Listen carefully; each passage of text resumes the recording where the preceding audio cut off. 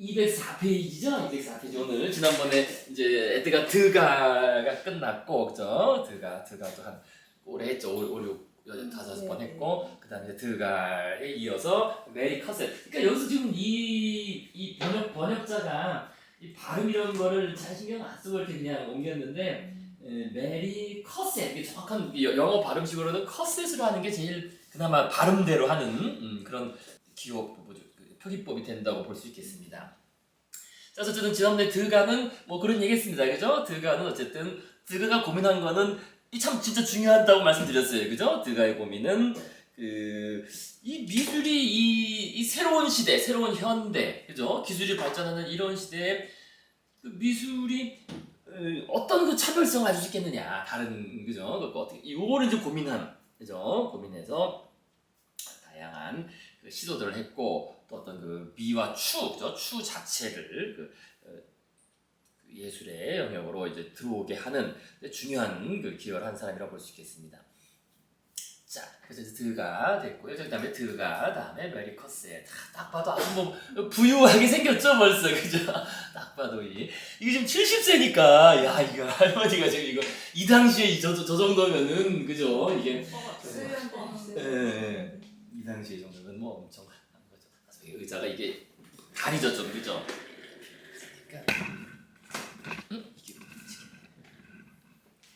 그래서 메리 커셋은 미국의 아주 부호, 그죠? 여기다 요거 갖다 보죠. 메리 커셋은 미국 펜실베니아주 여기 신흥 자본가가 태어났다. 그래서 벌써 그 계통 자체가 그 프랑스 위그노가 그거 아니에요, 그죠? 그 프랑스에서 그 일종의 카톨릭이 아닌, 그죠? 카톨릭이 아닌 뭐 개신교 쪽 아니에요. 그러는데 주로 이제 상공업을 주로 했고, 그죠? 그러니까 상공업을 주로 해서 돈이 많았던 사람인데 이제 거기서 그 카톨릭에 의한 그 박해 때문에 다 떠나잖아요, 그죠? 그래서 프랑스가 경제가 휘청거리지. 그 중상공업자들, 금융인들이 떠나가지고 어쨌든 이때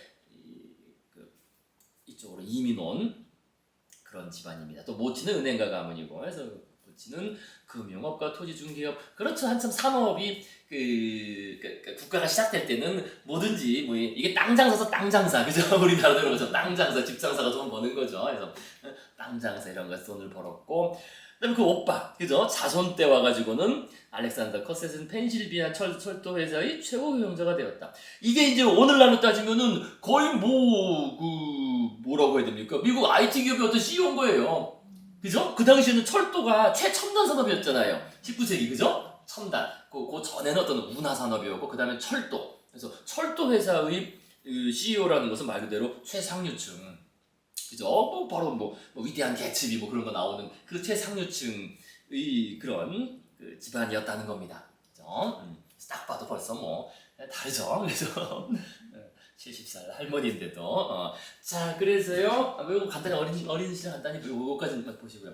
그래서 벌써 이것도 23세 때 파리에서. 그런데 딱 보시면 아시겠지만 자기들은 미국에서 돈을 벌지만은요, 그 문화적인 선진국은 파리야, 프랑스 아니에요, 항상, 그죠? 그 세계 문화의 수도가 파리니까. 그래서 다시 똑같은 거죠. 이쪽에서 돈 벌어서 그 미국 유학 가는 것처럼 일종의, 그래서 그쪽에서 뉴욕 가던가 뭐 파리 가던가 하는 것처럼, 그러니까 이 미국에서 돈 벌어가지고 이 자식들은 이렇게, 그죠? 유럽으로 보내서, 그죠? 유럽에서 교육을 받는 겁니다. 그쪽 이쪽에 더 그 하이 클래스, 그러니까 미국은 말 그대로 그 촌동 낸 거고, 그래서 자, 그래서 뭐 파리, 베를린, 하이델베르크 등처럼 유럽식 교육을 받았고, 어린 때는요. 그 다음에 박람회에서 뭐 이런 그 그림들, 유명 작가들, 그죠? 앵그르, 들라크라, 꼬르, 어릴 때 접하고, 그 다음에 다시 또 잠깐 미국으로 돌아와서 필라델피아에서 상류층 교육. 그래서 예전에는 저도 이제 그런 얘기 들은 적 있어요, 예전에, 그죠? 미국 상류층에서 최고 학벌이 뭐냐?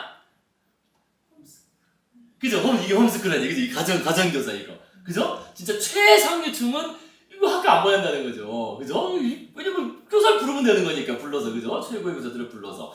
근데 그게 맞기는 맞는 거예요. 원래 요즘 뭐 그런 얘기 하잖아요. 그러니까 최상의 교육은 원래 우리가 왜 초등학교 얘기할 때 왜 학생 인원수를 줄여야 된다. 교사 1명대 학생 뭐, 그죠? 옛날에는 뭐 50명에서 이제 뭐 20명, 30명 얘기하지만 사실은 원래 이게 역전돼야 되는 거죠. 원래는 최고의 교육은 학생 하나에 교사가 10명 이렇게 붙어 있어야 되는 거예요, 원래. 그러니까 이게 그 시스템 아니에요, 가정교사라는 얘기죠. 옛날에 우리 뭐 알렉산더스 대왕 같은 경우도 그렇고 옛날에 황제의 교육인 거죠. 황제는 황제 하나에 여러 그죠 각 분야별로 전담 교사들이 붙어가지고 가르치는 거 아니겠어요? 그러니까 그런 교육을 받은 거죠 말 그대로 그죠? 가정교사. 그다음에 여성으로서는 이 당시 스포츠 이런 거 말 진짜 최하위 클래스 승마 스포츠 이런 걸 했고요. 자 됐고 이제 그건 이제 그런 얘기고. 그다음에 이제 미술 얘기 시작됐어요 이제 드디어. 그래서 그 작가는 커셋은 미술에 관심을 가지고서 필라델피아의 펜실베니아 미술 아카데미에 등록하여 본격적으로 미술 공부를 시작했습니다. 그래서 이 정도는 우리가 기억을 해둬야 돼요. 그러니까 미국은 좀 전에 말씀드린 것처럼 문화적인 불모지하네요. 그죠? 완전히 그 뭐 유럽에서 망한 하층민들이 이민 오거나 그렇잖아요 사실은 그죠? 그는 뭐 미국은 정말 아무것도 없는 불모지인데 그런데 그럼에도 불구하고 이제 나름 그래도 이제 도시가 형성되고 모여 살면서 유럽 문화를 수입하고 본따가지고 요게 어쨌든 최초의 미국에 설립된 아카데미고 오늘날도 유명한 그죠? 그거 요 정도 하나는 기억을 하셔야 되겠습니다. 펜실베니아 미술 아카데미. 그래서 파인 아트 이 모자르를 번역한 거죠. 파인 아트를 영어로 번역하면은 모자르를 그죠? 번역하면은 파인 아트가 되는데. 그러니까 1805년에 설립된 미국에서 가장 오래된 미술 아카데미 겸 미술관, 그죠? 거기서 많은 그림들을 소유한. 그래서 이 정도는 우리가 기억을 해주셔야 되겠고요. 뭐 다른 건 잘 모르더라도, 그죠? 미국에서 가장 오래된 아카데미다. 그다음에 우리가 이제 앞서 복습이죠. 그러니까 요게 우리가 이제 시대순으로 좀 그 순서가 왔다 갔다 하는 책이 좀 책이 그 순서가 그런데. 그러니까 이때 아카데미에 등록해서 그러니까 이것도 중요한 차이점은 있어요. 그러니까 이건 여성이 등록이 됐다는 거예요. 이거 프랑스 가가지고 프랑스에서는 지금 모자르에서 등록이 안 돼. 여성은 정식 등록이 안 됐다는 거죠. 여성을 받아들이지 않았어요. 거의 20세기 다 돼서 여성이 가능하거든요. 그러니까 프랑스는 그만큼 그 보수적인 것이고 그죠? 전통적인 거니까 전통을 고수했고 대신 미국은 이거 좀 개방돼서 또 여성도 등록이 됐다는 거죠. 여성도 이렇게 다닐 수 있으면 자유롭게. 그래서 근데 이제 이게 우리가 기억이 나실지 모르겠습니다. 예전에 그 펜실베니아 미술 아카데미에 등록해서 미술 공부를 본격적으로 시작한 거죠. 16, 17세 때. 그래서 토마스 이킨스도 같은 시기에 그 커셋하고 나이가 비슷해요. 같은가? 나이가 아마 동갑일 겁니다. 그래서 같은 시기에 수학했습니다. 그래서 우리가 요거는 이제 한번 복습을 하고 워낙 오래됐는데요. 이제 유명한 그 펜실베니아 미술 아카데미니까요. 178페이지 보시면요. 자, 그래서 우리가 178페이지 보시면요. 178페이지에 그 이제 한가운데 에킨스라고 되어 있잖아요. 그죠? 에킨스. 이 기억나세요? 에킨스. 해부학적 회화. 그러니까 이 사람이 유명한 게 이 수술 장면을 그린 거로 유명하잖아요. 그죠? 아래쪽에 있는. 그죠? 지금 그 의과대학에서 그 실제로 하는 수술 장면을 이렇게 그린. 이 그림 말고도 또 다른 그림이 또 있죠. 수술 장면을 그린 그림이. 토마스 이킨스. 그러니까 미국 미술사에서는 중요한 사람입니다. 이제 이렇게 해부학적인 회화, 해부학적으로 정말 사실적인 그런 그 그림을 그렸고요. 그래서 이킨스에서 유명한 것 중에 유명한 일화 중에 하나가 그 아래쪽에 보시면요, 진보적인 교수법 해가지고 펜실베니아 아카데미의 원장을 여기 몇 대 나오잖아요. 그러니까 이 사람은 여기서 다니고 나중에 한 20년, 30년 뒤고 30년 뒤쯤에 그 원장을 역임을 합니다. 그런데 문제가 발생했잖아요. 요거 뭐냐면은요. 맨 밑에 줄에 그는 강의실에서 남학생과 여학생이 함께 완전한 뉴드를 소모했는데 그죠? 이 179페이지 이것이 스캔들이 되어 결국 에킨스는 해고되었다는 요거 그죠? 사실 에킨스의 사상을 시대를 매우 앞서가는 것이었다. 그러니까 벌써 이게 미국이니까 아까 말씀드린 것처럼 여성이 등록을 같이 해서 같이 그 미술학교를 다닌 거죠. 그죠? 여성이 있었다는 거. 그게 일단 프랑스하고 다르고, 그죠? 동시대인데요, 그죠? 그 다음에 이 누드, 그죠? 여성도 미술 당연히 그 누드를 소묘를 해야 되는데 이때 이제 그 남성 모델, 그죠? 남성 모델의 누드를 그렸다는 거예요. 그죠? 우리 그때 한번 기억을 같이 보겠습니다. 남성 모델의 누드를 그려가지고 이게 이제 아무리 학생이더라도 여성들이 남성 모델의 누드를 보고 이렇게 했다는 것 자체가 이제 문제가 됐서 막 학부모들이 막 항의가 들어오고 그 당시에 이제 보수적인 특히 미국이 한편으로는 청부도적인 그런 게 좀 있어요, 그죠? 그런 사람들도 있죠, 여러 사람이 있지만은요. 그래서 그게 막 그 사회적인 스캔들이 돼가지고 결국 그 교수직에서 물러납니다. 근데 어쨌든 나름 진보적인 사람이었던 거죠, 이 사람은 그런 면에서는요. 그래서 저는 그게 우리가 예전에 배웠던 유명한 한 가지 그 사례 중에 하나겠습니다. 그래서 어쨌든 이제 그거 하나 기억해 주시면 되겠습니다. 그래서 이렇게 이 커셋은 유명한 이런 토마스 위킨스, 나중에 미국에서 자리 잡은 이런 위킨스 작가와 같이 펜실베니아 미술 아카데미를 다녔다. 그 정도. 어릴 때는요. 그런데 들어오세요. 들어오세요. 천천히 조심해서.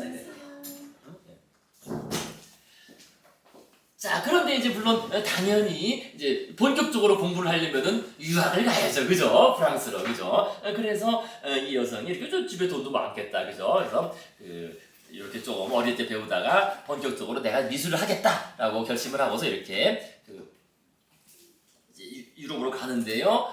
물론 이제 가기 전에 뭐 알다시피 미국에서는 남북 전쟁이 있었고, 그래서 남북 전쟁 때문에 아무것도 못하죠, 남북 전쟁 때문에. 그래서 필라델피아를 떠나서 시골에서 이렇게 피난을 갔다가 남북 전쟁 끝난 다음에야 이제 비로소 파리로 갈 수 있게 됩니다. 파리로 이제 말 그대로 미술 유학을 가는 거죠, 그죠? 미술을 배우러 파리로, 이제 문화의 세계, 문화 중심지 파리로 갔습니다. 근데 딱 갔더니 아까 말씀드린 것처럼 에콜 데 보자르, 그죠? 파리 국립고등미술학교에는 이게 등록 여성은, 그죠? 여성은 다닐 수가 없는, 이 미국은 되는데 이 프랑스는 이 보수적인 전통 때문에 등록할 수가 없어. 그래가지고 어떻게 됩니까? 커셋은 이제 미술은 공부를 하고 싶고 해야 되니까 루브르에서 이제 그림을 모사, 그죠? 루브르 다니면서 그림을 모사하고, 그다음에 좀 전에 말했던 돈 많잖아요. 이제 아예 그냥 개인 교사를 부르는 거지, 그죠? 그래서 아카데미즘 화가 장 레옹 제롬, 유명한 사람입니다, 그죠? 아카데미 장 레옹 제롬에게 개인 수업을 받았다. 돈 많으니까 이제 아예 개인 수업.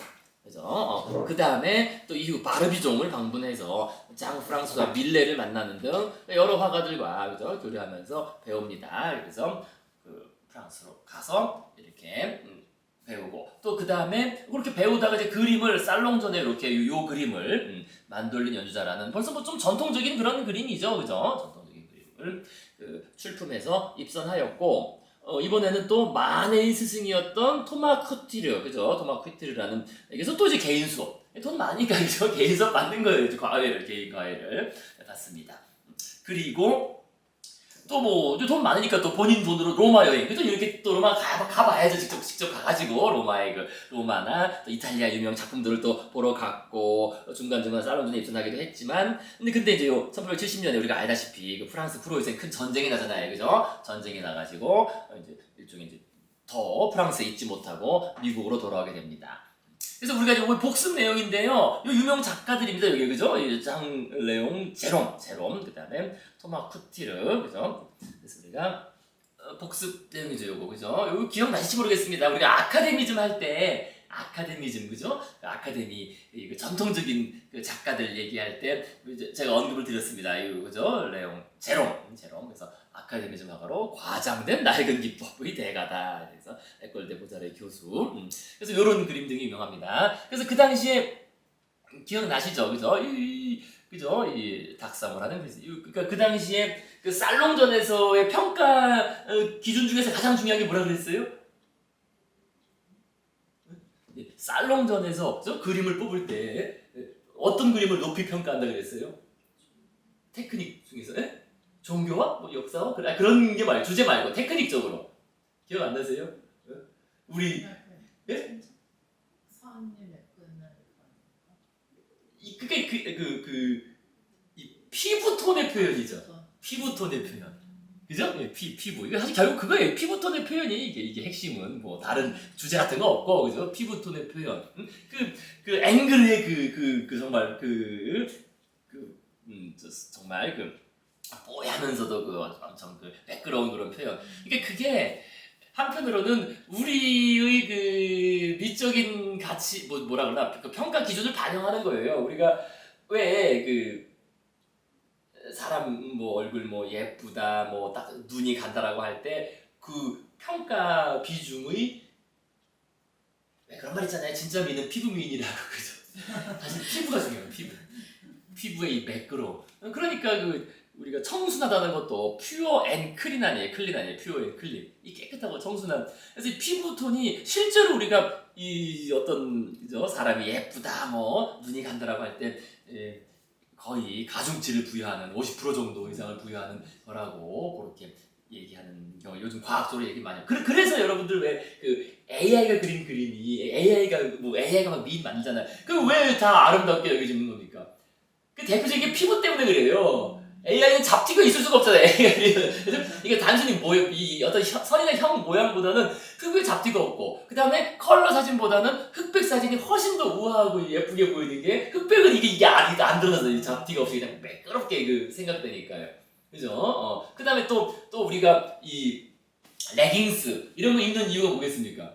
그게 훨씬 더 매끄럽거든. 그죠? 그 티가 안 나 보이잖아요. 잡티 같은 게 안 보이잖아요. 그래서 우리 이제 그렇게 내는 그 매끄러움하고 깨끗함에 주로 많이 어트랙트, 끌리는 반응을 한다라는 겁니다. 그래서 그런 선호가 사실 반영된 거예요. 그 기준에 나름. 그러니까 그 피부를 매끄러운 그 피부 톤을 표현할 수 있는 그것을 이제 스킬을 높이 쳤죠. 그래서 그걸 가지고 살롱전의 어떤 그 작품의 우수성을 평가하는, 그래서 그거를 자랑하는 그런 그림인 겁니다. 이 매끄러운 피부톤의 그림. 피부톤. 자, 그래서 아카데미즘, 유명 작가 이런 사람을 직접 불러서 개인 수업을 받았고, 또 그 다음에 이 사람은 이 교수는 되지 못했는데 나름 이제 표정이 조금 좀 뚱하잖아요. 그러니까 아카데미즘 화가인데 또 거기서는 또 아웃사이드였어요, 나름. 그러니까 이제 이 제자들이, 유명 제자들이 많아요. 마네, 피리드 샤반 우리 배웠었죠, 그죠? 그다음에 윌리엄 모리스 헌트, 그다음에 메리 커스, 지금 우리 배우는, 그죠? 이런 유명한 문화생들이 많다는 거죠. 그러니까 나름, 그러니까 이 정통에 속하지만 나름 좀 자유롭고 자유분방함을 나름 가지고 있는, 물론 그림 스타일은 뭐 이런 아카데미적인 스타일, 역사와 그런 거지만은요. 그래서 그런 거로 소문났기 때문에 나름 밑에 제자들이 이렇게 잠시 와서 배우고 간 유명 제자들이 많은 겁니다, 나름. 그래서 마네부터 해가지고. 그래서 이 그림도 쇠퇴기 로마인들에서 이렇게 그림을 그렸는데, 이것도 이제 무슨 그림이겠어요? 우리 아카데미즘의 그림은 크게 보면은 좀 전에 말씀드린 것처럼 이것도 그냥 넣는 게 아닙니다. 그죠? 한편으로는 테크니컬적으로는 피부 톤을 가장 중요한 그런 스킬로 평가를 했고, 그 다음에 주제, 그죠? 그러니까 형식적인 측면, 그 다음에 주제, 내용적인 측면에서는 어떤 역사화나 뭐 이런 거, 그죠? 인물화 같은 거. 근데 이게 역사화가 그냥 그리면 안 된다 그랬죠, 근데. 그냥 뚝하니, 야, 로마인들 뭐 이런 게 아니라, 역사화를 그리는 게 왜 어렵다 그랬어요? 그때 기억나시죠? 모르겠습니다. 그죠? 현재의 어떤 상황과 뭔가 맞아 떨어지는, 그걸 우의적으로 빗대어서 표현하는, 그래서 사람들이 그죠? 과거와 현재를 같이 놓고 볼 수 있는, 그럴 때 이제 뭔가 평가받는다 그랬습니다. 단순히 옛날 사람식으로 그려서가 아니라. 그러니까 요게 그 당시에 이제 이 사람의 대표작으로 항상 나오는 건데요. 그러니까 쇠퇴기 로마인들. 근데 이게 뭐냐? 그렇지, 로마 망할 때 뭐 서로 이렇게 뭐 쾌락에 빠지고 흥청망청 하다 망했겠지. 근데 그게 중요한 게 아니고, 그걸 이제 왜 이렇게 그리고 표현했느냐, 그죠? 그다음에 이것도 저희가 잘 모르지만 아마 그 당시 프랑스의 어떤 인물들을 대충 뭐 하는 게 있을 겁니다. 그 대응하는 그런 게. 그래서 요 연도가 보시면 알아요. 요거 1847년. 이게 뭐겠습니까?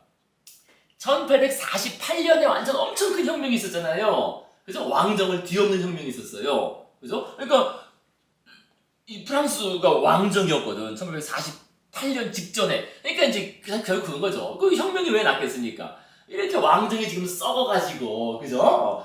프랑스 우리 지금 체제가 썩고 해서 자기들끼리 막 이익이나 챙기고 이렇게 흥청망청, 이래서 이렇게 그 시대 상황에 딱 들어맞는, 그죠? 그게 쇠퇴. 그러다 로마 망했다라고 하는 이제 그런 역사화를 그린 겁니다. 그 시대랑 맞아 떨어진다는 거 좀 이해되시겠죠, 그죠? 연도하고. 자, 그래서 그런 거를 잘 보여주는 복습도 할 겸.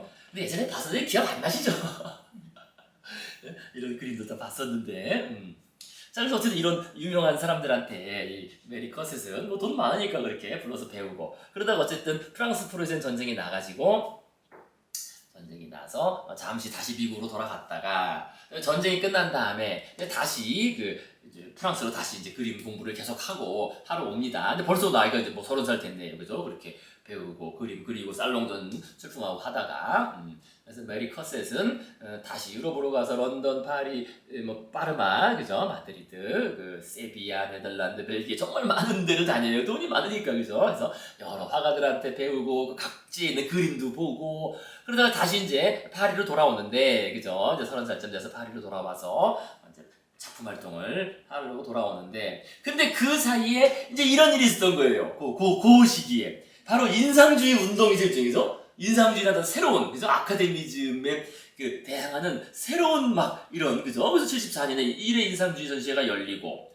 물론 그 사이에도 컷셋은 계속 뭐 살롱전에 출품하는 등 그런 식의 전통적인 그런 전통에 계속 이어가는 그에 속하고 있었는데 근데 계속 2회 인상주의 전시회 3회 전시회 열리면서 그 미술계 어떤 변화가 있었던 거지. 그래서 컷셋이 나중에 회고할 때 요 시기 그죠? 요 변화의 시기 인상주의 출했던 요 시기에 자기가 파리로 돌아와서 자기 생각은 뭐 요거겠죠. 물론 당연한 거죠. 어떻게 보면은요.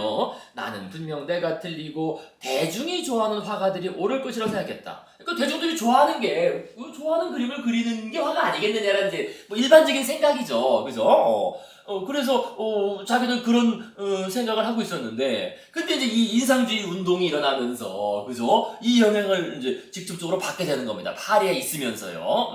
자, 그래서 새로운 미술, 즉 이제 그래서 그 당시에 그걸 새로운 미술이라고 불렀죠. 인상주의 운동과 연관되는 거를. 그래서 새로운 미술로 전환과 인상파에 이제 합류하게 됩니다. 그러니까 이 여성은 지금 그죠? 이 작가 메리 커셋은 그냥 전통적인 그런 교육을 받았는데 요 시기를 전후로 해서 그죠? 바로 요 인상주의 운동이 일어나던 요 시기에 무슨 일이 있었길래 컷셋이 살롱전 경력 그죠? 아카데미에 계속 그래도 살롱전에 계속 입선했으니까 그거를 뒤로 하고 인상파에 참여하기로 결정했는지 사실 뭐 정확한 기록 같은 건 없습니다. 없는데 이제 우리가 추측해 보면은요 이거를 당연히 몰랐을 리가 없었다는 거예요. 컷셋이 대략 5년 동안 여러 곳을 다니다가 파리에 돌아온 컷셋은 마네의 작품 자체가 급격히 달랐다는 건 분명히 알았어요. 그죠? 좀 돌아다니다 보니까 야 이거 뭔가 미술계 그죠? 주류는 아니지만은 주류는 물론 아직도 아카데미즘이지만은 뭔가 새로운 작품들이 막 보이고 게다가 이제 컷셋이 마네를 좀 좋아했거든요. 마네 신선하다해서 좋아했는데 마네 작품 자체도 바뀌어버렸다는 거예요. 요게 그때입니다. 1974년을 전후로 해서 마네가 처음엔 좀 어둡고 이런 작품을 그렸잖아요. 근데 이 모네하고 같이 작업을 하면서 영향을 받아가지고 마네 자신이 인상주의적으로 아주 바뀌어버리거든요. 여기 쓴 것처럼 마네 작품, 이 시기 마네 작품은 인상파동들의 영향을 받아서 훨씬 밝고 선명하고 인상주의적으로 이제 마네 작품이 좀 바뀝니다. 원래 이제 마네도 우리 물론 인상주의를 치진 않아요. 인상주의자라고 하진 않지만 중후기 작품이 아주 인상주의적이 됩니다. 모네 영향을 받아들여서.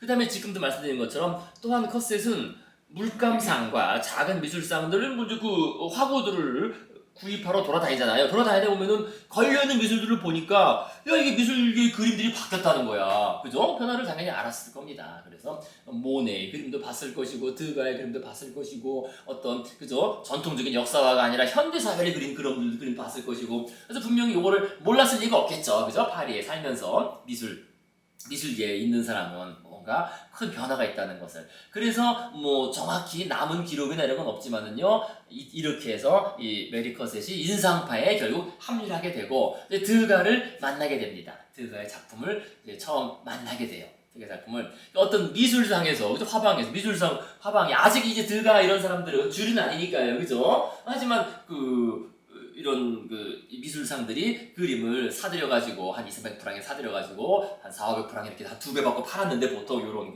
모네 이런 사람들의 그림을 그래서 드가의 파스텔화 여러 점과 마주쳤을 때 강력한 인상을 받았고 그때부터 드가를 존경하게 되었다. 그러니까 뭔가 이제 충격을 받은 거죠 자기가 나름 그죠? 그렇게 미술계의 변화를 눈치채다가 야 이런 그림은 정말 새롭다. 그래서 나중에 회고한 게 이런 식의 회고를 했습니다. 저는 수시로 그곳에 가서 유리의 코를 납작하게 되고 그의 미술을 가능한 한 최대로 흡수하고자 하였습니다. 그것이 제 인생을 바꿔놓았습니다. 그래서 드가의 그 파스텔화를 보고서요.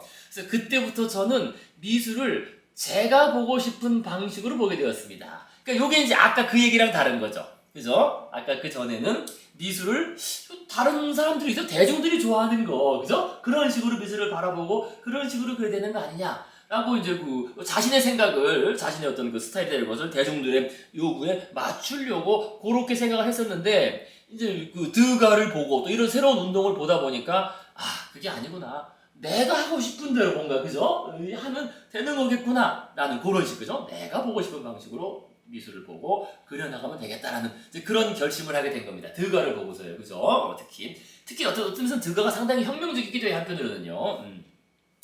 그래서 이제 관련된 일화요. 요 시기에 파리에서 이제 커셋을 알게 된 미국 여성, 또 다른 미국 여성 루이진이라는 다른 여성이 있었습니다. 저 여성도 나름 유명한 여성이에요. 나름 그 미국 역사에서는요, 이 여성도. 그러니까 이게 다 그 부유한 계층들이니까 최상류 계층들끼리 만나는 겁니다. 그래서 이 여성도 당연히 최상류층 계층인데 커셋과 함께 탕기 영감 많이 몇 번 나왔죠, 그죠? 우리 나중에 그 반고 할 때 얘기 다시 해드리겠습니다. 탕기 영감. 그래서 탕기 영감의 물감 가게. 그러니까 탕기 영감은 주로 물감을 자기가 이제 제작해서 물감들 이렇게 파는 그런 사람이었습니다. 그래서 많이 그 외상도 많이 주고 그래서 아주 마음씨 좋은 그래서 탕기 영감을 이렇게 부릅니다. 예.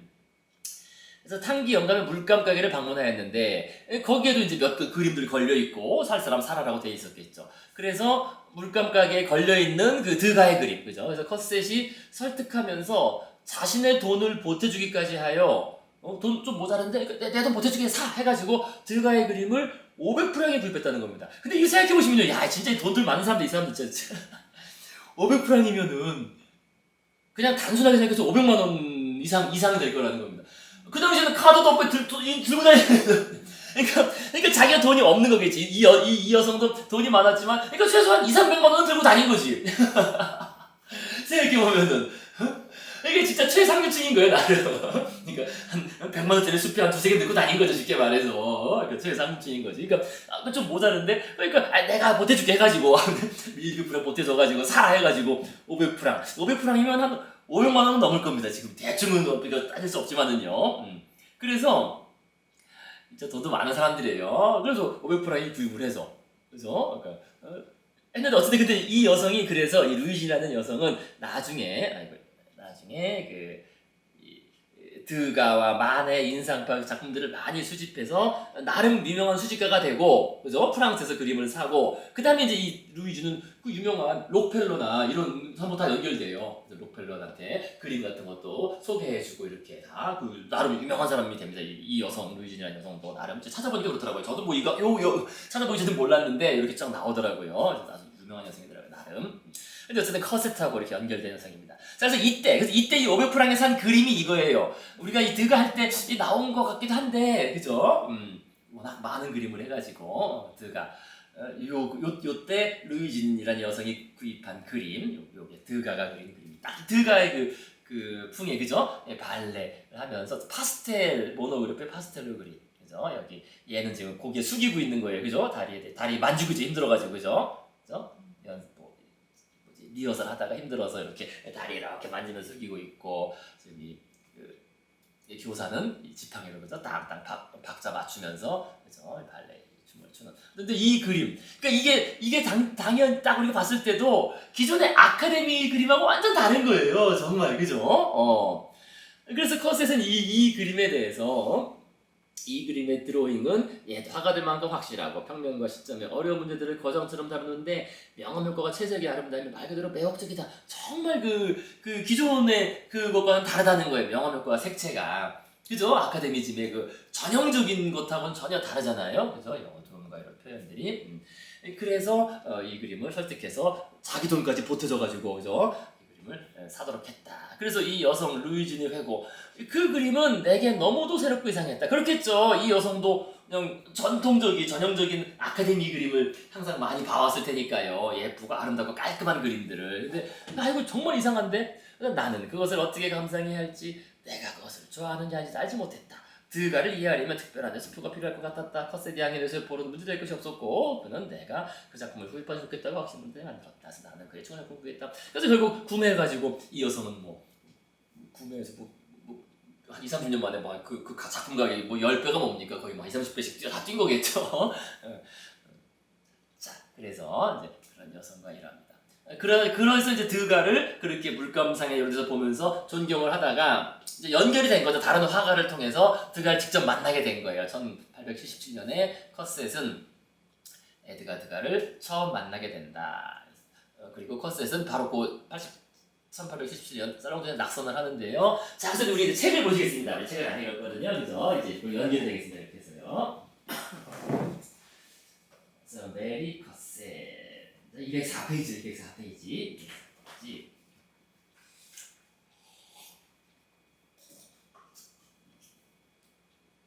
그 외의 인상주의 화가들 이렇게 되어 있잖아요. 그래서 우리가 그 인상주의까지 지금 참 오래 했는데요. 그만큼 중요한 기점이라서요, 그죠? 그 마네, 그죠? 마네, 모네, 르누아르, 드가 이렇게 네 명을 집중적으로 좀 오래 했고요. 그다음에 그 외 인상주의 화가들도 많이 있죠. 그래서 인상주의 그룹의 주요 화가였던 마네, 모네, 르누아르, 드가 이외에도 인상주의로 명성을 얻었던 화가들로는 그러니까 커셋이라고 발음하는 게 발음상으로는 맞습니다. 커셋, 그죠? 커셋, 발음상으로는 커셋.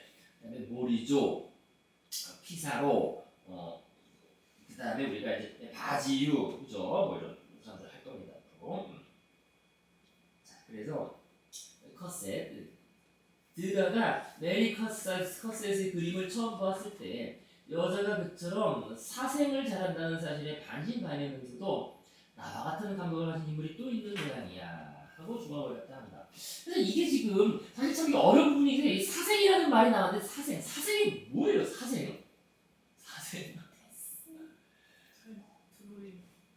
그러니까 이게 사생이 한문으로 넣으면 사라는 게 이제 그대로 그일 사자고요. 생이 이제 살아있는 생자는 거거든요. 그러니까 우리가 사생대라고 그죠? 사생대가 뭡니까? 왜 사생대라고 그럴까요? 사생대. 그러니까 사자도 그린다는 건데 그러니까 라이브라는 거죠. 라이브. 그러니까 사생대회는 어디 그때 가사잖아요. 남산 사생대회. 그러니까 남산 가서 그 생으로 있는 거를 그냥 라이브의 장면을 그린다. 그래서 이걸 사생으로 한 건데 이것도 일본 한자 그냥 다 이런 사람들.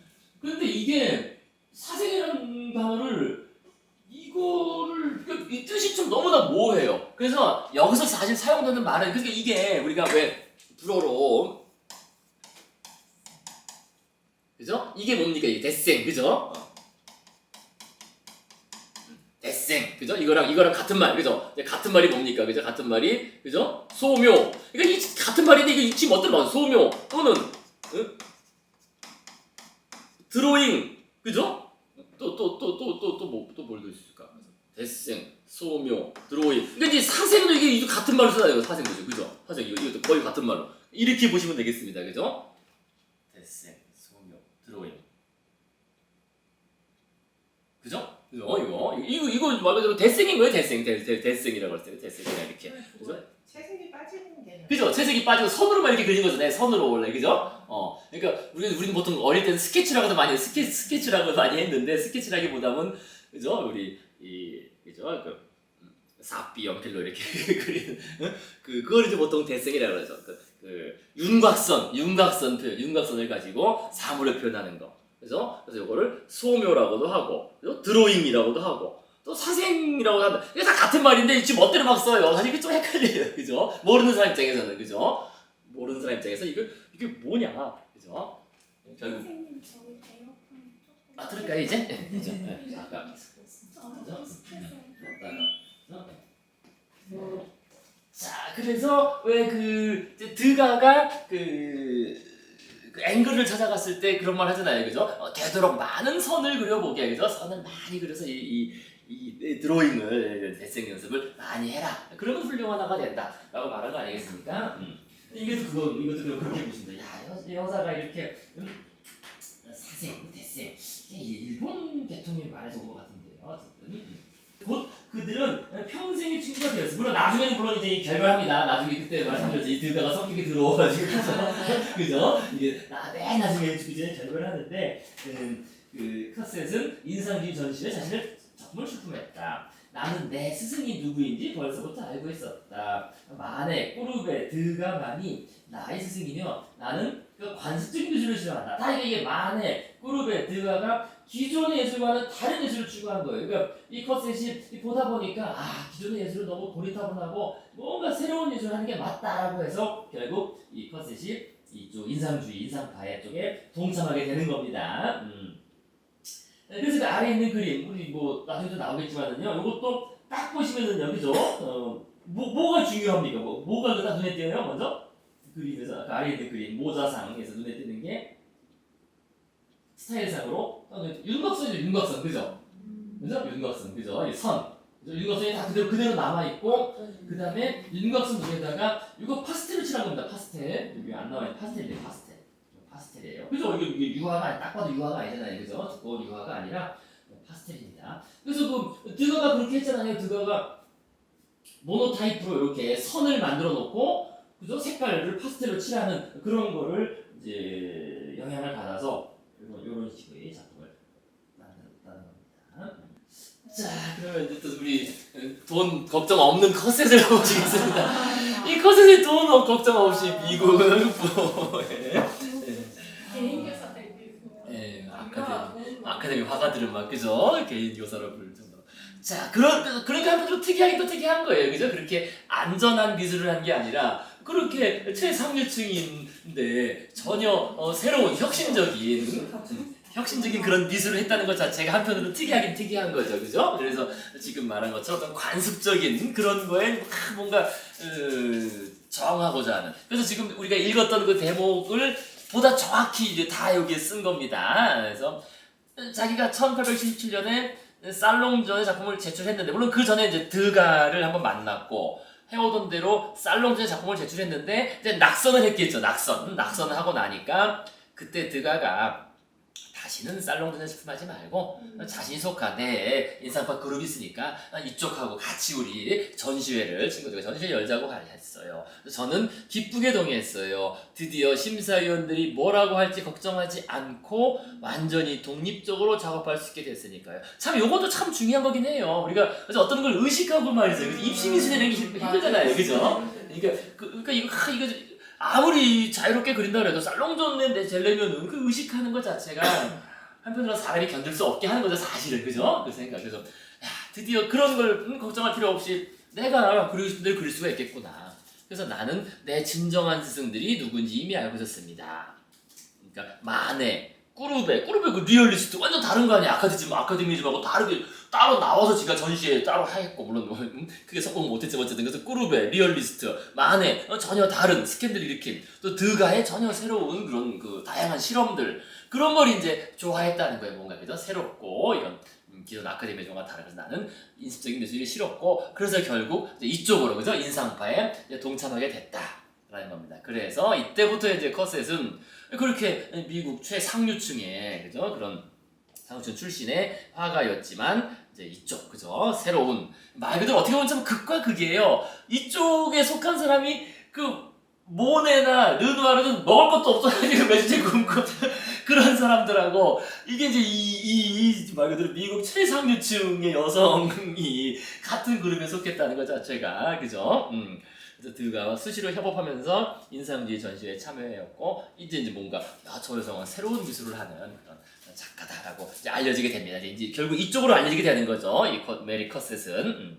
그래서 발음을 컷셋으로 이렇게. 자, 그래서요 벌써 사는 집도 달라요. 이게 19세기 몇 층쯤입니까 이게 지금? 컷셋이 살았던 19세기 이거 어마어마해요. 우리나라는 화가집이 되는. 근데 파리 집들은 이렇게 옆집하고 붙어 있더라고요, 그죠? 여기 옆집하고 붙어 있어, 그죠? 이렇게, 그죠? 유럽은 그렇게 됐나? 그죠? 유럽은 이렇게 돼 있어요. 옆집하고 딱딱 붙어 있어요, 그죠? 그 집 이탈리아도 그렇죠, 그죠? 이렇게. 지역마다 다르. 물론 옛날 집들인 경우는 그죠? 이게 옛날 집이니까 옛날, 진짜. 그죠? 이렇게 딱 붙어 있어요, 옆집하고. 여기 옆집이고 이렇게 돼 있고, 여기 또 옆집, 요쪽 옆집이고, 그죠? 그래서 이렇게 쫙 올린, 벌써 6층 집 같은데, 야, 이게 19세기 6층 집이 어마어마한 겁니다. 그죠? 이때는 그죠? 그 콘크리트 이런 거 뭐지 그 강철 빔도 없던 시절에 저거로만 지은 거니까 돌하고. 자, 그래서 어쨌든 그러니까 이제 자기 부모가 1977년에 은퇴합니다. 물론 돈은 미국에서 많이 벌었으니까요. 그래서 자기 아들은 그렇게 철도회사 사장을 하고 이제 부모는 돈 벌어서 은퇴해서 당연히 선진국으로 오는 거죠, 그죠? 미국은 시골이고, 그죠? 이제 프랑스 문화생활하러 부모가 은퇴해서 부모가 같이 이제 프랑스로 옵니다. 그래서 자기 언니도 파리로 같이 이주해서 같이 이렇게 살게 됐습니다. 바로 그 시기예요. 그 컷셋이 인상파에 합류한 그 시기에 마침 부모도 같이 오고 그래서 자기 언니 리디아와 컷셋 모두 평생 결혼하지 않았습니다. 근데 이제 언니는 이제 병약했어요. 병약해가지고 그 신장 콩팥이 안 좋았다고 그러거든요. 이때는 뭐 콩팥 안 좋으면 어떻게 할 수가 없죠. 뭐 투석할 수도 없고 그래서 이 당시에는 그죠? 다르죠. 그래서 언니는 병약하였고 그래서 1882년에 곧 죽게 됩니다. 그래서 자기 언니랑 항상 붙어 다녔는데 이제 그 충격 때문에 한동안 작업을 하지 못한다. 자, 그래서 어쨌든 컷셋은 이렇게 그 프랑스 파리 한복판에 집에서 살면서 작업했다. 가족과 살면서 그래서 이제 자신이 그래 난 새로운 인상파 그 합동 전시회에 이제 참여해서 새로운 미술을 내가 하고 싶은 미술을 할 거야라고 마음 먹었는데 이게 이제 문제가 생긴 거죠. 1877년 살롱전에서 낙선한 후 그래 내년부터는 살롱전 출품 안 하고 합동전시회 그죠? 드가의 권유에 따라 인상파 합동전시회에 참여해야지라고 이렇게 마음을 먹었는데 그 1978년에 우리가 배웠어요 그죠? 경기 침체로 뭐 디랑리엘이 힘들고 또 어떻게 됩니까? 모네 그 인상 해돋이 그림을 샀던 오슈데 그죠? 기억나시죠? 뭐 오슈데가 파산하는 등 인상파 동들 이때 뭐 찢어지게 가난하고 오슈데 파산하고 오슈데 그 애들 데리고 모네 집에 오고 난리 났잖아요 그때. 그러니까 그 시기에 뭐 합동전시회 할 수가 없는 거죠 1978년에 그죠? 아주 난리가 나서 코스에서는 자기도 이제 새로운 내년에는 합동전시회 해야지 했는데 이제 못한 거예요 이런 사정으로 못한 겁니다. 그래서 그 시기에 자신을 그린 그런 자화상 그래서 이제 아까 나왔던 그 컷셋하고 그 이제 알게 된 루이진이라는 여성 나왔잖아요, 그죠? 이제 요 자화상을 루이진이 구입했는데요. 루이진은 그러니까 미국 부호하고도 결혼을 해요. 미국 부호하고 결혼하고 상류층이니까 상류층인데 더 상류층하고 결혼합니다. 그래서 아까도 말씀드린 것처럼 록펠러하고 다 연결되고 이랬던 겁니다. 근데 이 여성이 유명한 게 요거로 유명해지더라고요. 요거로 나중에 여성 참정권 운동, 그죠? 여성 투표권이 없었잖아요, 그죠? 19세기 말인데 지금 투표권이 없었는데. 이거 계속 이때부터 이제 여성들이 목소리를 내. 물론 메리 컷셋도 이제 그거에 이제 결국 또 그 참여를 합니다. 참정권 운동 여기에 참여를 합니다. 그런데도 이제 잘 안 되지. 뭐 어쨌든 요래서 일종의 페미니즘 운동이라고 할 수도 있죠. 그죠? 페미니즘 운동의 어떤 정말 뭐라고 해야 됩니까? 초창기 멤버죠. 미국 페미니즘 운동의 초창기 멤버로서 이름이 유명한 사람이면서 그러면서 나름 이런 미술 수집가로도 이름을 날린 이제 그런 여성이 되겠습니다. 나름 유명한 여성입니다. 자, 그래서요 이제 그 다음 그래서 이제 드디어 그 다음 해 그죠? 1878년에는 인상주의 전시회를 못하고 그때 경매만 합니다. 경매만 해가지고 그림만 팔려고 그러다가 몇 개 못 팔고 이제 너무 싸게 팔아서 이제 망하고 그 얘기는 나중에 우리 보리주 할 때 다시 얘기하도록 하시고요. 그래서 그 다음에 이제 카요보트가 나오잖아요. 카요보트 돈 많은 그죠? 그죠? 부유한 친구죠. 직업이 부유한 친구예요. 그죠? 또 이 부유한 친구가 그죠? 직업이 부유한 친구 그죠?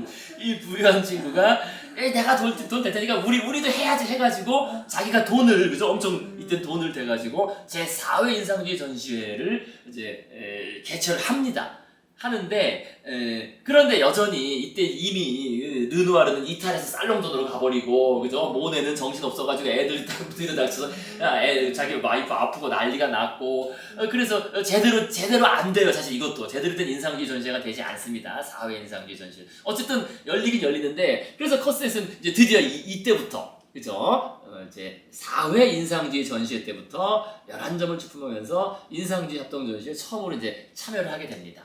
그리고 그 이후에요, 그러니까 4회, 5회, 6회, 8회에 계속 참여를 합니다. 그래서 이게 이제 컷셋이 그린 그림, 우리 한번 보셨을 겁니다, 그죠?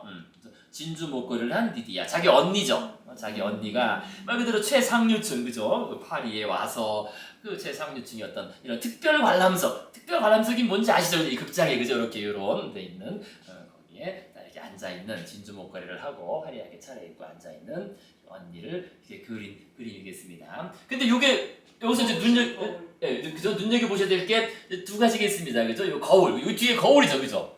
그러니까 특별 관람석 우리가 박스라고도 부르더라고요. 박스에는 앞쪽으로 보고 뒤에 딱 거울이 있는 거죠, 그죠? 뒤에 큰 거울. 큰 거울이 있고 그 거울에 전체 극장 비춰 보이는 거고요. 또 그 이 특별 관람석에는 이렇게 요런 그죠? 이쪽에 그죠? 이 조명 아주 화려한 조명이 하나씩 달려 있다는 겁니다. 이런 조명 그다음에 저 뒤에 거울 뒤에 이제 거울에 이렇게 비쳐 있잖아요, 그죠? 뒷모습이 그죠? 비쳐 있고 이렇게 카우치 같은 데 딱 앉아서 이렇게 일본식 부채 하나 딱 들고 장갑 끼고 그죠? 전형적인 그 당시 이 극장 그런 자기 언니의 어떻게 보면 거의 마지막 예쁜 모습 죽기 뭐 한 3, 4년 전이네요, 그죠? 자, 그래서 우리가 인상주의 전시회 잠깐 리뷰를 해보시면은요, 인상주의 전시회가 1회부터 우리 인상주의자들 계속 나올 테니까 이제 잠깐 한번 또 잠깐 정리 두시는 게 좋겠습니다. 인상주의자들 계속 몇 사람도 할 거니까요. 그래서 1회가 1874년, 그래서 2회 요때 75년은 그 망해서 건너뛰고, 그죠? 76년, 77년, 78년도 경제적으로 어려서 건너뛰고 해서 1, 2, 3회. 그러니까 인상주의가 실제로는 1, 2, 3, 그 다음에 7 정도, 7회. 요 정도가 제대로 된 인상주의 전시회고, 이 메리커셋이 참여하는 것들은 이 제대로 된 인상주의 전시회라 사실 할 수가 없어요. 그러니까 메리커셋은 사실 메리커셋도 한 절반 정도 인상주의라고 볼 수 있습니다. 물론 드가보다는 더 인상주의적이에요. 드가는 뭐 거의 인상주의라기보다는 실제 리얼리스트 쪽인데, 드가보다는 훨씬 그래도 메리커셋은 인상주의적인 그런 그림으로 볼 수 있겠습니다. 그래서 메리커셋이 제 4회부터 참여하는데요. 이 4회는 제목도 달라요. 그러니까 3회에는 인상주의라는 명칭을 처음 사용했는데 4회 때는 리얼리스트와 그죠? 인상주의자들의 독립미술가 그룹 전시회라고 해서 이런 식으로 전시회 성격을 인상주의로 제한하지 않으려는 드가가 이때 막 이제 설쳤다 그랬잖아요. 카요보트가 돈은 됐지만 드가가 이제 얘들 모네, 르누아르는 얘들은 다 쫓아내고 말이야. 왜? 살롱전에 응모했으니까 우리는 받을 수 없다. 쟤들 배신자다 막 이런 거, 그죠? 그래서 다 쫓아내고 드가가 자기 멋대로 막 하려고, 그죠? 르누아르 불창 막 이런 식으로. 그래서 이때부터 르누아르, 모네 등이 빠지면서 제대로 된 그 인상주의 전시회를 사실 보기 어렵고 거의 뭐 드가와 다른 그 작가들의 그런, 그래서 우리가 오늘날의 역사적으로는 인상주의 전시라고 하지만 사실 1, 2, 3, 7회 정도가 그죠? 7회가 그래서 인상주의 오리지널 멤버, 여기 카요보트가 다시 우리 이렇게 하면 안 되고 우리 오리지널 정신, 인상주의 정신, 그죠? 오리지널 멤버들의 인상주의 여정을 결산하는 이 전시회를 이제 제 7회 전시회가 열립니다. 이렇게 되고 나니까 나중에 들어온 그죠? 그 사람들이나 인상주의가 아닌 사람들은 불참하게 되는 거예요. 그래서 드가가 불참하니까 컷셋은 참여할 수도 있었지만 드가가 안 하니까 나도 그러면 안 하겠다 해서 빠지게 됩니다. 그리고 나름 여기 5회, 6회 이렇게 할 수 있었던 게 5회, 6회, 8회 할 수 있었던 게 컷셋이 돈이 많잖아요. 돈 좀 됐어요. 그냥 이거 뭐 카이오보트도 손 떼고 나면은 이게 쉽지 않잖아요. 이 전시를 한번 하는 게. 그래서 이 컷셋이 나름 그 돈을 기여를 해서 경제적으로 기여했기 때문에 요걸 열렸다는 겁니다. 그래서 컷셋은 이렇게 되고, 물론 이제 우리가 이 마지막 유명한 8회 인상주의 전시회도 기억을 해야죠. 이 8회 인상주의 전시회, 물론 컷셋도 참여했지만 8회 인상주의 전시회는 바로 시카고에서 보고 오신 그 유명한 그림, 그죠? 그랑사트 섬의 일요일로 요게 이제 이때 처음으로 걸린 그 그림, 거기 해설 나오나요? 그게 실제로 그 말들이 많은데 그 점이 몇 개인지, 그 점묘화. 그런 여러 가지 방식이 있는데, 근데 결국 최신 답은 한 20만 개 정도 돼, 20만. 그거 하나 그리려면 한 2년 걸리는 거예요, 이거 찍으려면. 근데 쓰러져 죽었죠, 쉐라가 빨리 힘들어가지고. 바로 31살이니까 죽었잖아요. 그래서 그때 찍다가. 그리고 몇 개 없어요. 큰 그림 6개밖에 없어요. 이 찍는 게 너무 힘드니까. 그때 다 찍어서요. 쉐라, 쉐라 참. 너무 빨리 죽었지, 31살에. 그래서 인상주의 전시회에 자주 참여하던 바로 그 시기죠. 말 그대로 인상주의 시기라고 할 수 있는데요. 이때 이 메리 컷셋이 자주 그린 주제 중 하나는 파리의 극장이었습니다. 우리 극장, 우리 공연하시는 위 선생님 항상 극장. 자, 그래서 어쨌든 이 극장. 근데 파리의 극장이 너무나 요 당시 문화에서 중요한 일종의 그 핫플레이스였다는 겁니다. 그죠? 그래서 당시 극장 관람은 오페라, 발레, 연극 등 뭐 다양한 거 했겠죠, 그죠? 뭐 발레도 많았고 오페라도 주로 오페라를 많이 봤던 사람들 또 연극도 하고요. 그래서 파리 사람들의 주된 문화 여가 활동이었다. 그래서 1980년대 파리 사람들 중 50만 명이 일주일에 한 번, 그러니까 일주일에 한 번 극장하는 사람이니까 이 사람들은 주말이면 꼭 가는 거죠, 50만 명은. 근데 이때 파리 인구가 한 200만에서 300만 정도예요. 물론 200만, 300만이면은 비례적으로 보면 오늘날 따지면 1000만 도시쯤 되는 거거든요. 이 당시 이제 전 세계 인구가 한 10억 정도 됐으니까요. 그 당시로 1000만이 넘는 그런 대도시, 그러니까 2, 300만 정도 됐는데 파리 인구가 2, 300만 정도. 그 중에 50만, 물론 파리에 산다는 것 자체도 벌써 일종의 그래도 또 좀 부유한 사람들이죠. 거기서 일하는 노동자들 빼고 노동자들은 당연히 안 갔을 거고요, 그죠? 그러니까 그 부유한 사람들이 다 파리에 몰려 살았으니까요. 그러니까 50만 명이 일주일에 한 번씩 주말마다 가는 거죠. 그리고 한 달에 한 번 가는 사람은 100만 명이 넘었다. 그러니까 파리가 정말 말 그대로 우리가 중산층, 그죠? 중산층이라고 하는 그 사람들의 중산층, 상류층들의 주된 핫플레이스였다는 겁니다. 그래서 극장 그림이 괜히 나온 게 아니에요, 이렇게. 그래서 이것도 지금 이렇게 특별히 관람차에서 파리 기대관된 자기 언니 리디아를 그린 건데, 요거는 요것도 이제 그거죠. 일종의 이 뒤에, 그죠? 이 뒤에 거울이 있고, 그죠? 자, 거울이 있고. 뭡니까? 거울이 있고 조명, 그죠? 조명을 아주 화려한 조명이 있고 특별 관람석에서, 그죠? 조명이 있고 뒤에 거울이 있고, 그죠? 거울에 비친 모습. 그다음에 요거는 이제 파스텔로 이렇게 이게 드가의 영향을 약간 받은 거예요. 드가의 그 그림 기억나실지 모르겠습니다. 그래서 파스텔로 이렇게 빛의 효과를 약간 이렇게 막 빛금처럼 약간 한, 그죠? 여기 그런 식의 또 약간 실험적인 그런 작품이라고 볼 수 있겠습니다. 자, 예? 너무 역광이랑 피부. 그죠? 너무 근데 요거는 좀 너무 실험적이라고 해야 되나, 그죠? 역광적인 그런, 그죠? 그래서 그런 좀 다른 그림하고 좀 달라요, 그죠? 그러니까 요런 그림하고 또 다르죠, 그죠? 그러니까 이 그림이, 그러니까 이 메리 커셋도 나름 여러 스타일로 그린 거예요. 요런 스타일로 그리기도 하고, 그죠? 요런 약간 인상주의적인 스타일이죠. 약간 그러면서도 조금 전통적인 게 가미됐고, 요거는 전혀 또 다른 스타일로 그렸고, 또 요거는 또 달라요, 그죠? 또 좀 다르죠. 요게 좀 더 인상주의적으로 볼 수 있어요. 그러니까 컷셋은 이렇게 극장의 특별 관람석, 그래서 칸막이 관람석이라고 하고요, 로지 박스라고도 하는데, 요거를 많이 그렸는데, 근데 여기서 결국 항상 나오는 주제가, 그죠? 특별 관람석에 설치되어 있는 화려한 조명, 요 뒤에 조명이죠, 조명. 화려한 조명과 커다란 거울. 요도 지금 거울 있죠, 거울, 그죠? 뒤에 거울에 이렇게 딱 뒷모습 비치고 있잖아요, 그죠? 그래서 요 그림도 유명한 그림입니다. 나름 요 그림도. 그다음에 일본식 그런 부채를 들고, 그죠? 부채 딱 들고. 그래서 부채는 부채질하는 용도기도 하지만 딱 가리는 용도기도, 그죠? 딱 가리는 용도기도 합니다. 그래서 이렇게 여성이 쳐다보고 있는 그런 그림.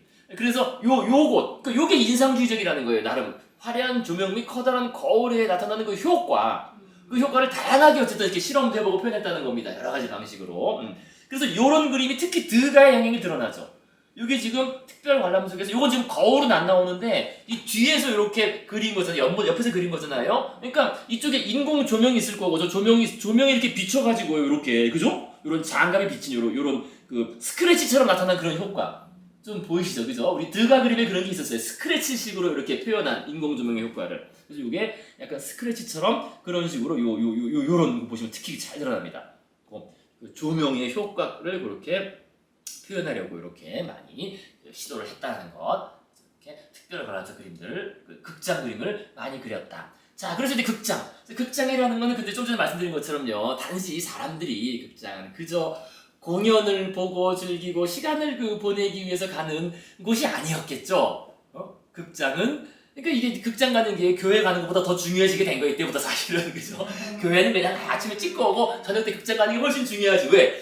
사람들을 보러 가는 거죠, 극장은, 그죠? 극장은 사람들을 보러 가는 곳이자 동시에 사람들에게 보여지기 위해 가는 것 아니겠습니까? 그죠? 그 중산층, 중상류층들이 모이는, 그죠? 그래서 지금 이 그림도 참 나름 그 표현이, 그죠? 재밌어요, 그죠? 이것도 지금 뒤에 거울입니다, 저게, 그죠? 뒤에 거울이고 여기 조명이 있고, 좀 화려한 조명이 있고, 뒤에 거울이고, 거울에 이렇게 모습이 비치고 있잖아요, 그죠? 이렇게 등이, 그죠? 뒤에 거울이고, 이 이제 젊은 여성 둘이 상당히 경직돼 있어요, 그죠? 얼굴이, 그죠?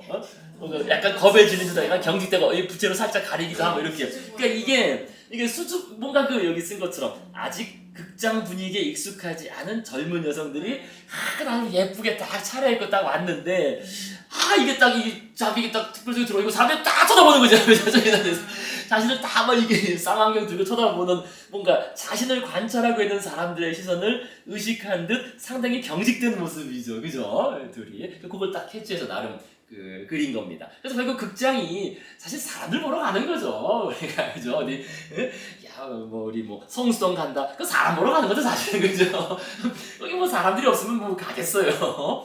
사람들을 보러 가는 겁니다. 그래서 이렇게 또는 보여지기 위해서 가는 곳, 그죠? 결국 보여지기 위해서 사람들의 시선 둘이 아주 경직됐습니다. 근데 이제 여기 또 재밌는 그림이 아마 딱 보기엔 모델이 같은 것 같아요. 근데 컷셋에서는 모델명 이런 게 남아있질 않아요. 근데 이 그림은 또 달라. 이 둘인데 이제 이건 사람들이 관찰하는 거예요. 다른 사람들. 그죠? 둘이서. 그죠?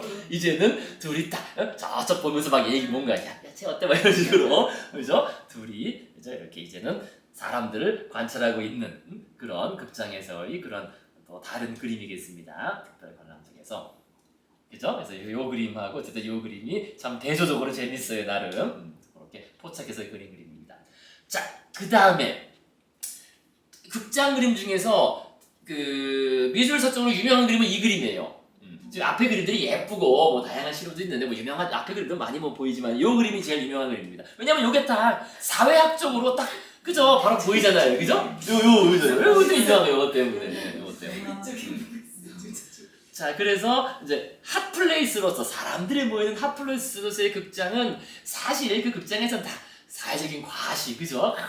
얼마나 화려하게 입고 다니고 또 허영, 또 속임수, 알고 보니까 이게 거렁뱅인데 말이야, 이것만 말이야, 이런 거 많잖아요, 그죠? 또 그래서 또 아름다운 사랑을 만나기도 하고 한편으로는 추잡한 거래, 또 여기 또 이제 이른바 그 매춘분들 막 오거든요, 이렇게, 그죠? 그런 거래 등도 사실 별의별 게 다 있는 거죠. 사람들이 모이면 그런 일이 발생하잖아요. 그래서 온갖 종류의 일들이 벌어지는 그런 곳이었습니다.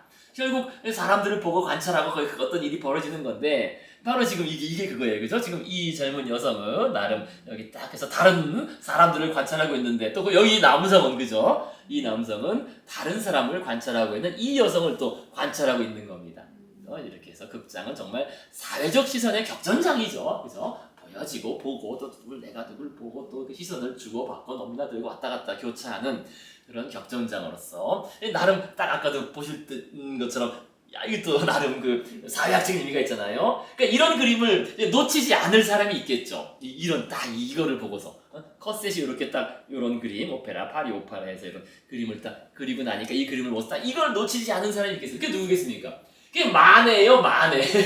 마네. 네. 마네가 어쨌든 이 인상파의 그래도 그 수장으로서 여겨졌잖아요. 리더로 여겨졌잖아요. 그래서 이제 컷셋도 이제 그래서 같이 그림 그리고 보고 했는데 마네가 딱 이 그림 보고 야 이거 아주 흥미롭다 느낀 거예요. 다 이런 거를. 그래서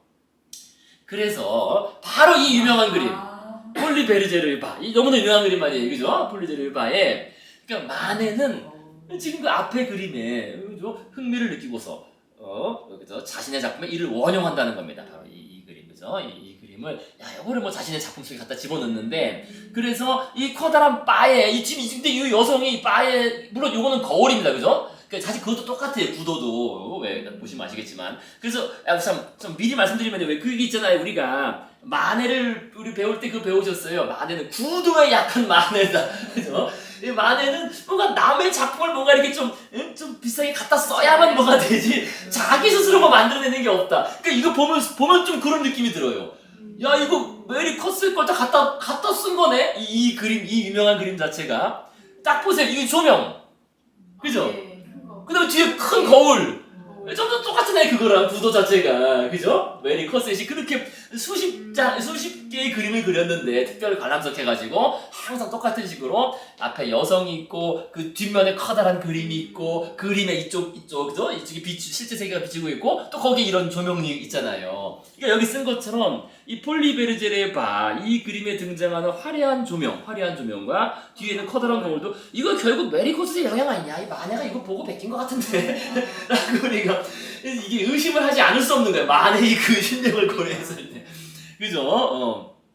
그리고 실제로 요거는 직접 마네가 자기가 요거는 메리 컷을 그거를 했다라고 직접, 그죠? 그래서 이 커다란 이게 바인데 이 바에서도 아마 이 바 틀림없이 이 술집에 오기 전에 극장 갔다 왔겠죠, 그죠? 극장 가서 보고서 이 술집에 왔을 거 아니에요? 술집에 왔으니까 당연히 자기가 이 관람용 쌍안경이 있겠죠, 그죠? 관람 쌍안경 가지고서 이 커다란 바에서도 다른 곳을 이렇게 관찰하는 이런 여성, 그죠, 그죠? 이 여성의 모습이 이 앞에 여성하고 상당히 좀 오버랩되잖아요, 그죠? 그죠? 옷차림이나 이런 거래, 그죠? 그래서 실제로 이 만에는 앞에 그림을 이렇게 원용해서 그걸 오마주해서 이 여성으로 그려 넣었다라는 거, 요건 이제 전하는 일입니다. 그리고 아마도 메리커스의 이 구도, 화려한 조명, 커다란 거울을 메리커스한테 영향을 받아서 이렇게 자기가 했지 않았을까. 그래서 이게 바로 그렇잖아요, 그죠? 이 작품 전체 작품인데 바로 구도가 너무나 똑같다는 겁니다. 뒷면에 커다란 거울과 화려한 조명과 여기 이렇게 쌍안경으로 보고 있는, 그죠? 다른 곳을 보고 있는 그런 여성, 그죠? 그래서 이 메리커스 작품이 이렇게 이 작품하고 연결되겠습니다, 그죠? 이제 딱 이제 이제 좀 보면 이해되시겠죠, 그죠? 이게 그냥 나오는 게 아니라는 겁니다, 그죠? 자, 그래서 폴리제르 바. 그 다음에 이제 메리커스에서의 유명한 작품, 이런 것도 유명한 작품이에요. 이것도 우리 한번 옛날에 보신 기억 있으실 겁니다, 그죠? 기회가 없으신가? 옛날에 인상주의 전시회 소개할 때, 5회 인상주의 전시회 소개할 때 말씀드렸는데요. 이거 정말 인상주의적인 작품이에요. 그저 주전자와 은식기, 이게 실제 있는 그대로 그린 것 아니지만 빛의 효과와 정말 인상주의적으로, 그죠? 그 어떤 느낌을 탁 그려서, 그다음에 여기 있는 자기라든지 말이죠, 그죠? 실제 있는 그대로 그리지 않고 그 순간에 인상적인 그런 그림을 그린 이런 표현 같은 거 정말 대단한. 그래서 이것도 아주 메리커스의 작품 중에서 5손가락 안에 들어가는 유명한 작품입니다. 그래서 이것도 상류층 여성들이 5시에 항상 티를 마셨다고 하는데 뭔지 모르겠습니다. 5시에 티타임이라고 그럽니다. 그 당시에는요. 5시에 티타임. 그래서 근데 이제 이 그림이 나름 그 심리적으로도 재밌는 게 이들은 둘이 뭔가 뭐 얘기를 하면서 이제 생각을 하는 거예요, 그죠? 그래서 우리가 끼어들 수 없는 어떤 대화에 깊이 빠져 있다. 근데 이게 이 잔을 보면은 둘만의 대화하는 것 같은데, 근데 이 앞에 또 이게 사람이 있을 수가 있어요, 그죠? 이 티테이블 앞에, 그죠? 아니면 그 앞에 제 3자가 있는지 사실 좀 모호합니다, 그죠? 지금 이쪽 3자를 보고 이렇게, 그죠? 보고서 그 사람 얘기를 듣고 있는 건지, 그죠? 어쨌든. 그 다음에 이제 우리가 이 당시 상류층 여성들의 그 트레이드 마크가 그 이 장갑 아니에요, 그죠? 장갑과 새끼손가락이 되는, 그래서 새끼손가락 하고 있죠. 뭔지 아시죠, 그죠? 뭐 마실 때 이렇게 따라하는 거죠, 저거. 펼쳐지는 요 새끼손가락 하나, 그죠? 그다음에 노란 장갑 끼고, 차를 마실 때도 장갑을 벗지 않았고 이렇게, 그죠? 이때는. 자, 그래서 이것도 어떤 이 기법상으로 상당히 인상주의적인 아주 그런 주전자의 표현이라든지 이런 옷감의 표현 등이 정말 인상주의적이죠, 그죠? 유명한 작품입니다, 이것도. 그 다음에 또 이것도 아주 유명한 작품이에요. 이것도. 그래서 커셋의 그림 중에서 그 인상주의의 원리가 가장 잘 나타나고, 인상주의의 원리 중에 한 가지가 그거 아니에요. 이렇게 빛이 비치면 그것이 다른데 이렇게 다 반사가 돼가지고, 그죠? 그림자라고 꼭 검은 게 아니야. 거기에 초록색이 비치면 초록 그림자가 되고, 이런 게 인상주의 원리 아니겠습니까? 그러니까 이게 너무나 인상주의 원리가 잘 나타나고 있는 작품이에요. 그러니까 여성의 눈동자뿐만 아니라 온 화면과 대상에 보라색이 다 있어요, 그죠? 이게, 그죠? 이 보라색 이 찻잔과 이 닭이가 비춰가지고 식탁보도 뭔가 보라색, 그죠? 이 눈동자도 막 보라색. 그죠? 여성의 눈동자도 보라색. 저 뒤에 벽면에도 보라색, 그죠? 완전 다 보라색으로 이렇게 온 화면에 비치고 있는 정말 인상주의적인 그런 그림이라고 볼 수 있겠습니다. 이 머리카락도 약간 보라색이 있어요, 그죠? 머리카락도. 그렇게 볼 수가 있는데요. 그래서 오늘날 우리가 보기에는 정말 인상주의적으로 색채가 아주 예쁜 그런 그림으로 평가가 되는데, 근데 정작 이 그림을 주문한 사람 아마 이 여성이겠죠. 이 초상화니까. 이거 그러니까 이 여성은 아마 아카데미적으로 똑같은 그림을 원했겠죠. 근데 이거 웬 거냐? 나를 뭐 전혀 제대로 다 미완성처럼 제대로 그리지 않다 해가지고 오히려 거부됐다고 합니다. 스스로 이 그림 안 된다 해가지고 거부했다고 하는데, 어쨌든 오늘날 우리가 볼 때는 정말 인상주의적으로 대단한 그런, 그죠? 그런 아주 색채가 화려한 그런 그림이 되겠습니다. 자, 그 다음에요. 이제 드가 얽힌 얘기 정도 좀 하시고. 그래서 어쨌든 이렇게 해서 1878년 이후 커셋이 인상주의 전시에 참여하던 이제 막 그죠? 참여하던 그 시기에 커셋하고 드가는 이제 판화 작업 등을 같이 하면서 긴밀한 관계였습니다. 그래서 드가 작업실과 커셋의 작업실은 걸어서 5분도 안 걸리는 아주 가까운 거리 작업실에서 그죠? 서로 이렇게 의견 교환하고 같이 판화 작업도 하고 기획도 하고 그런 식으로 많이 했습니다. 그래서 여기 이제 드가가 그린 그림이에요. 드가가 커셋을 그린 그림인데 드가는 인물을 제대로 그리지 않죠, 그죠? 이렇게 그래서 이게 메리 커셋이 좀 서 있는 거고 언니 리디아 커셋의 언니 리디아 이렇게 앉아가지고 이 당시도 루브르 그 안내 책자가 있었다고 합니다. 저렇게 책자를 앉아서 루브르 책자를 보고 있는 그래서. 커셋과 자기 언니를 드가가 그린 이런 그림이 남아 있고요. 물론 파스텔화로. 자, 그 다음에 요것도 이제 드가가 그린 커셋이에요. 근데 알다시피 드가는 여성을 예쁘게 그리질 않았어요. 그죠? 그러니까 아무리 그래도 이게 마음에 안 드는 거야. 그래서 이게 지금 뭔지 모르지만 카드를 들고 앉아 있는 메리 커셋을 이렇게 드가가 그린 건데, 그래서 그려가지고 이걸 준 겁니다. 그러니까 드가가. 자기 이제 그림을 그려서 이제 커셋을 그려서 커셋한테 이 그림을 줘가지고 이거 자기가 드가가 그려준 그림이니까 자기가 이제 가지고 있었는데 근데 이제 마음에 안 든 거지. 그래서 나중에 여러분들 우리 앞에서 했었습니다. 그래서 드가가 점점 나이가 들면서 자신과 견해가 다른 사람들하고 다 싸우고 다 손절하고 그죠? 완전 결별해서 드가가 이제 결국 고립되고 그래서 결국 커셋도 그래도 커셋은 그래도 여성이기 때문에 드가가 그런 것을 그래도 이제 그래 떠나지 않고 있다가 도저히 안 되겠다 해가지고 그죠? 1912년 커셋은 드가와 완전히 결별하기로 마음 먹고 그죠? 이제 다 완전 나이가 다 들었고 그래서 드가가 그려준 이 그림을 처분하면서 드랑유엘에게 처분하면서 이렇게 당부하였다. 나를 호감이 영 가지 않는 사람으로 표현해서 그렇잖아요, 그죠? 이게 내가 모델이었다는 것이 알려지지 않았으면 좋겠다, 그죠? 누가 모델인지 모르게 해서 그냥 이 그림을 알아서 적당히 파시라라고 이렇게 드랑유엘에게 처분을 하고 넘겼다고 합니다. 그래서 이게 왜 이게 왜 드가와의 결별이냐라는 건 아마 언젠가 나왔을 거예요. 드가는 자신이 그림을 그려준 그 사람이 그 그림을 처분하는 것을 좋아하지 않았어요. 그래가지고 르누아르랑도 대판 싸우고 르누아르 자기 돈 없어서 팔았는데 그죠? 대판 싸우고 막 이랬다는 거예요. 그러니까 결국 그걸 알잖아요. 이 사람도 알 테니까 드가가 그려준 그림을 처분한다는 게 그 사람과 이제 완전히 단절한다는 이제 그런 마음으로. 게다가 그림도 마음에 안 들었던 거예요. 지금 사실 좀 그렇잖아요, 그죠? 화려한 이 최상류층 여성인데 뭔가 좀 얼빠진 사람으로 그렸어요, 약간. 그래서 나를 영화하면 이게 마음에 안 든다. 그래서 그래도 근데 커셋은 그래도 여성적인 면이 있어가지고 우리가 왜 드가가 말년에 진짜 아무도 찾아오지 않은 고립된 삶을 살았다 그랬는데 커셋은 이렇게 결발한 다음에도 그래도 저 드가가 눈도 안 보인다 그랬잖아요, 말년에. 눈도 안 보니까 걱정돼가지고 아는 사람 시켜가지고 가서 밥이라도 제대로 먹나 이렇게 봐라 그렇게 시키긴 했어요. 직접만 하진 않았지만은 그래도 여성이면서 이제 나름 돈도 있었으니까 아는 사람 시켜서 드가가 이제 제대로 살고 있냐 숨 쉬고 있냐 확인하라고 그렇게 걱정이 돼서 했다는 그런 얘기도 다 이제 기록에 남아 있습니다.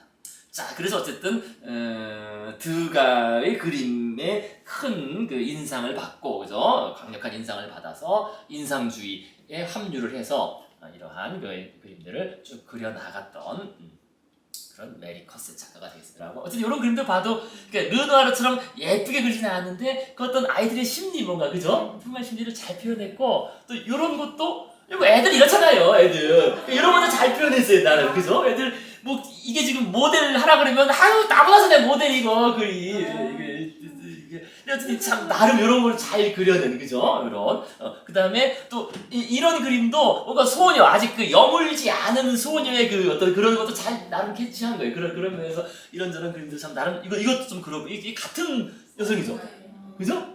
나름 또 재밌는 거 이런 것도. 그래서 메리 커셋 또 이게 여성 작가로서는 그래도 우리가 미술사 이름이 남는 아주 유명한 그런 작가입니다. 요 그림도 유명한 그림이고요. 이것도 아주 인상주의적, 르누아르적이죠. 상당히 그죠? 아주 유명한 이것도 인기 있는 그림입니다. 이것도 그래서 르누아르적 그림. 그래서 인상파들의 영향을 많이 흡수했어요. 그다음에 근데 언니 벌써 병력 얼굴이 딱 죽기가 1, 2년 전에 그죠?